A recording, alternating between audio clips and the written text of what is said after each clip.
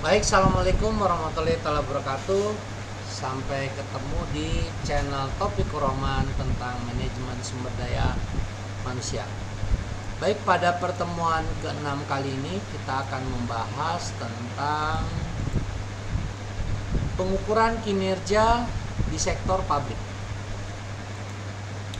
Apa itu pengukuran kinerja di sektor publik? Maka sistem pengukuran kinerja sektor publik adalah sistem yang bertujuan untuk membantu manajer publik menilai pencapaian suatu strategi melalui alat ukur finansial dan non-finansial. Lantas maksud pengukuran kinerja sektor publik itu adalah untuk membantu memperbaiki kinerja sektor publik. Baik itu sifatnya bisa dilakukan oleh pemerintah dan juga oleh organisasi atau perusahaan BUMD atau BUMN. Maka untuk membantu memperbaiki kinerja pemerintah dalam sektor publik, perlu adanya pengalokasian sumber daya dan juga penguatan keputusan untuk mewujudkan pertanggungjawaban publik dan memperbaiki komunikasi kelembagaan. Sedangkan tujuan sistem pengukuran kinerja itu adalah mengkomunikasikan strategi secara lebih baik dalam mengukur kinerja finansial dan non-finansial secara berimbang.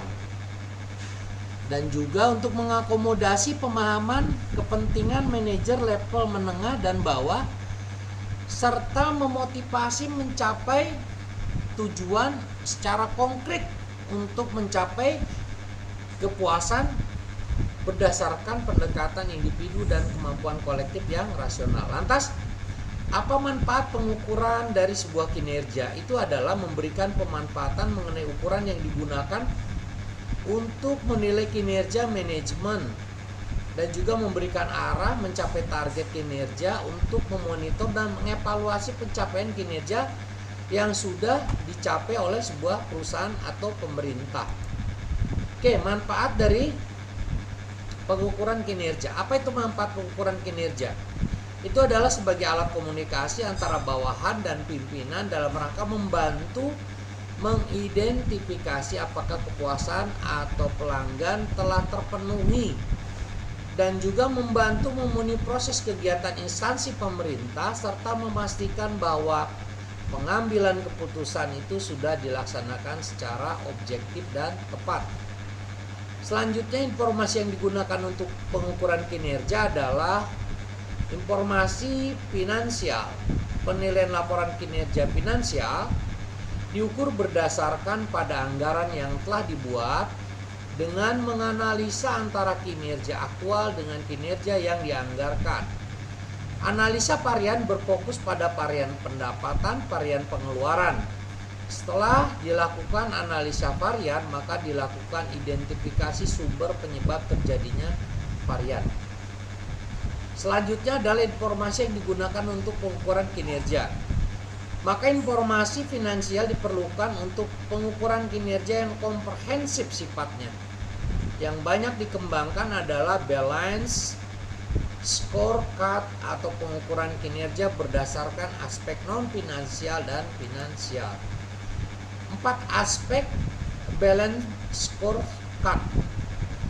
Perspektif finansial atau financial perspektif itu adalah perspektif kepuasan pelanggan customer, perspektif efisiensi proses, internal proses.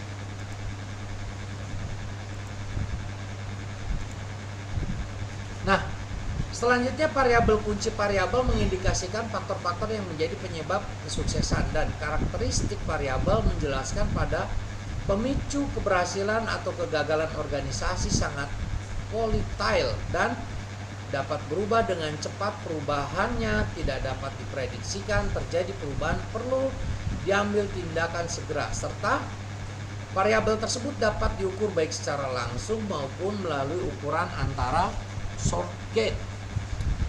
Dan peranan indikator kinerja. Pengukuran kinerja dilakukan dengan menggunakan variabel indikator kunci tadi, sehingga bisa melihat bahwa indikator atau kinerja indikator dapat berbeda antara keberhasilan utama organisasi dan kinerja kata kunci.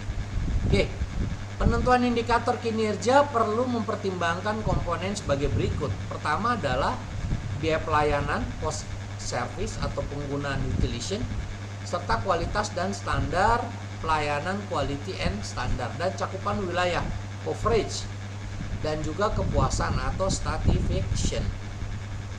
Indikator biaya biasanya diukur dalam bentuk biaya unit.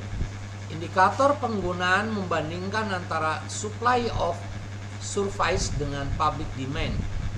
Indikator kualitas dan standar pelayanan merupakan indikator yang paling sulit diukur. Karena apa?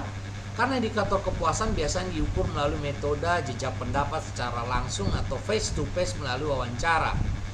Value for money merupakan inti pengukuran kinerja pada organisasi pemerintah. Selanjutnya di slide 7 adalah kita akan bicara tentang mekanisme penentuan indikator dan keberuntungan.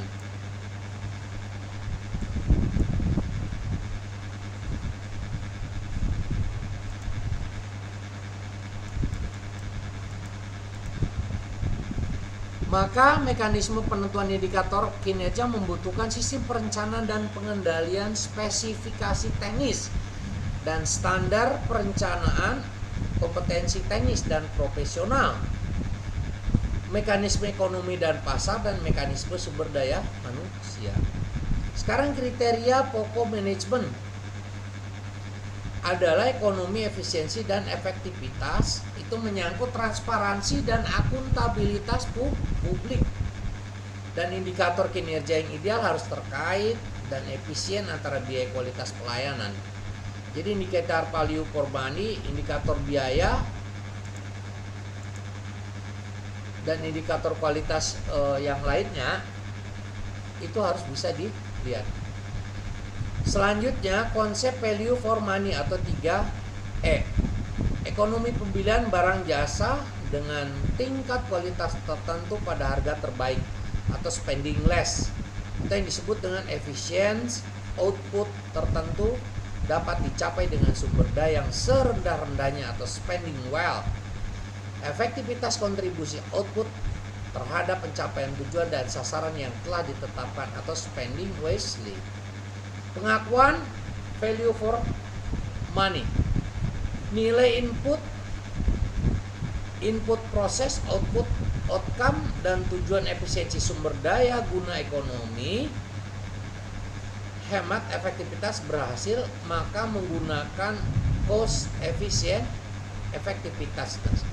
Nah, langkahnya adalah FM itu pertama, pengukuran ekonomi mempertimbangkan masukan yang dipergunakan oleh ekonomi menurut ukuran yang relatif. Yang kedua, langkah pengukuran FFM adalah FPM adalah pengukuran efisiensi diukur dengan rasio antara output dengan input. Semakin besar output dibandingkan input, maka semakin tinggi tingkat efisiensi organisasi atau output organisasi. Maka jika produktivitas daripada hasil kerja, output para pekerja itu menghasilkan standar yang lebih daripada yang sudah ditentukan, maka tingkat output lebih besar daripada input. Lantas yang kedua, langkah pengukuran PFM. Pengukuran efektivitas adalah ukuran hasil tidak satu organisasi untuk mencapai. Apabila sebuah organisasi mencapai tujuan, maka organisasi tersebut sudah mencapai tingkat efektivitas dan efisiensi. Nah, maka langkah dua pengukuran PFM-nya adalah pengukuran outcome merupakan dampak dari satu program atau kegiatan terhadap masyarakat. Maka outcome lebih tinggi nilainya daripada output. Nah, estimasi sekarang dari indikator kinerja. Kinerja tahun lalu expert judgment atau contoh tren regresi hasil kebijakan ada 3, yaitu keluaran, akibat, dan dampak. Maka dari 3 keluaran ini, baik itu output, outcome, dan dampak atau efek atau output, outcome, dan juga dampak dan akibat, itu bisa kita lihat indikator kinerja. Baik, demikian Bapak dan Ibu Sampai ketemu di channel Taufik Warahman untuk mata kuliah sumber daya manusia. Assalamualaikum warahmatullahi wabarakatuh. Selamat sore.